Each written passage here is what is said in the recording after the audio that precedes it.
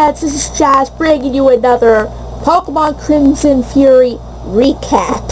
That's the best way to call it, review recap, because I don't know if I did much of a review, but I'm more recapping, so spoilers for those who haven't seen Crimson Fury Chapter 4 or 3. And, gonna edit the other video to say that too. Oops. But anyway, the beginning of this chapter shows Julia's assistant, Amanda Forts, waking up and having, just barely ready. She has her lab coat on, her Pikachu pajamas, and her hair is, awful, right? Apparently, a mop has been slapped on her head. And so she hears a noise, so she goes to try to, has a Pokeball ready, to see that both Matt and Ryan and Addison had fallen asleep. Good waiting, because they were there for so long, so they decided to have a snooze. They were so tired they were zonked out. And she lets Julia know that they're there, and she goes to kind of let them in and wake them up. Now Julia doesn't see Michael by her side on the bed and thinks, well, he probably couldn't keep his promise to the boys. He's probably still out there about the raid he went on. And so she goes downstairs.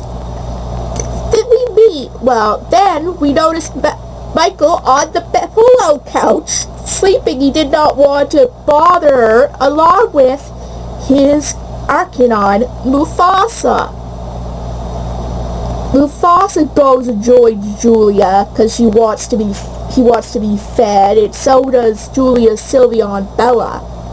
So he feeds the two Pokemon while Mufasa scares Bella off by sneezing. Now, I'm sorry, it's hard visualizing a big Pokemon like an Arcanine being so playful, like a literal pup. I mean, I know he's based on a dog and a Growlithe is a puppy, but he's not a Growlithe anymore. He's an Arcanine, a big boy, in a sense of the word. He's acting like such a playful little kid in a way. It's sort of adorable. Well, the five, they're joined by Tommy and Holly's father convinced Julia to give Tommy a Pokemon. So eventually all of them are invited into the lab, but they're still waiting for a few minutes for Julia to, finish what she's doing. And with Matt sort of falling asleep again, standing up. So, some of them were more ready than others. Matt was so into the fact that he wants to get his Pokemon, he left early, and he couldn't sleep, but then he actually can sleep now. I find that interesting when you're so excited about something you can't sleep, but then by the time you get to that something, you're like, it feels better now. It's just the excitement, I think, of the whole thing going on. Now, Julia takes them into a nursery where at first Matt mistakes what she means by nursery. We're getting grass Pokemon?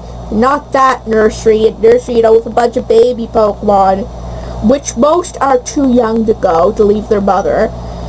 And remember how in the last chapter we were talking about how great Eevee were? Guess what their starter Pokemon are? Eevee! Yeah, sort of not surprised in a way. Matt, everyone is excited, although Matt is a little disappointed, thinking, really? That? How are we going to stop, the Pokemon League with that little thing? And then Ryan's like, perhaps he can use his big adorable eyes to get the opponent to surrender. Ryan has a sense of humor.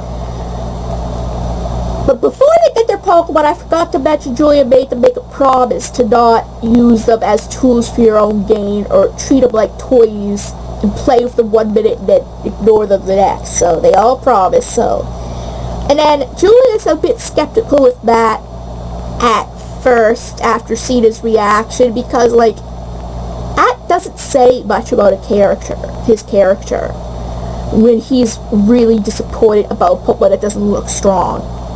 But eventually she convinces him by saying they can evolve into a bunch of different Pokemon, and they talk about all the Pokemon they could evolve into, which we all know by now, if we're Pokemon fans, what he could evolve into, so I'm not going to get into that. But finally she convinces Matt by saying, you know, these are the babies of Michael's Espeon. That's so that one of his strongest trainers he knows uses it, Espeon. He takes the Pokemon. They all get to choose, though, their Pokemon. Tommy first, which he picks the one that jumps and plays with him, so that shows his personality. He likes to play with Pokemon, so he takes the most rambunctious, playful Pokemon and goes. Holly goes next, and carefully looks around and chooses a Pokemon that's grooming himself, being very proper, which is Holly's personality. Like, she likes to look her best, and she takes that one. Now, the boys play a game called Rochambeau, which is like rock, paper, scissors in a way, but, you know, cooler in a way. And Ryan wins, but he gives his turn to Addison. So she chooses, like, you know, she looks around and she just chooses, I forget how, she chooses to put what it seems like very, how do I put it, not as neat as Holly's Eevee, but is very calm and composed in a way. So she picks that Pokemon, that one goes up to her and she picks it. Finally, it's Matt's turn because Ryan gave up his turn to Addison, and there's only two left. One Eevee just shies away from him, you know, just doesn't go. One Pokemon starts to attack that Eevee and play it as rambunctious and, you know, very tough. Guess which one Matt picks? That one. The one who's really, you know, not violent, but very, you know, strong-willed in a way. He takes that one because that matches his personality. He wants to be tough and he wants to beat the other one up.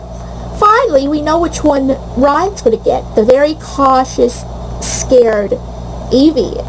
Now, it takes a while for even Ryan, for him to even trust Ryan. So he's shy in general until Aether, which is the Espeon Mike has, convinces his son to go to Ryan. And Ryan decides to get Eevee to trust him, not to force him into a Pokeball. So kind of like Ash and Pikachu in a way, where he just carries Eevee and bonds with Eevee. At first Julia advises against it, but she accepts Ryan's way of doing it eventually. So they're all excited. But Julia says that she can't help them learn more of the basics, and they're like, well, who's going to do it, right? 'Cause she has a conference, and like, who's the substitute? And then Michael shows up. What do you think? Who do you think? And they're all thrilled about it, especially Ryan and Matt. They didn't think he'd be able to keep his promise. He said, I promise is a promise, even to my cousins. So he's going to show them all the finer basics, minus Tommy and Holly, who have to go and meet their parents in Taiwan City. So he's going to show Julia, Matt, and Ryan the basics of it. But first, before they can get into that, Ryan and Matt need to go see their mother, who is livid at this point that she left without her. But Michael says he was able to talk her down where they shouldn't get in that much trouble.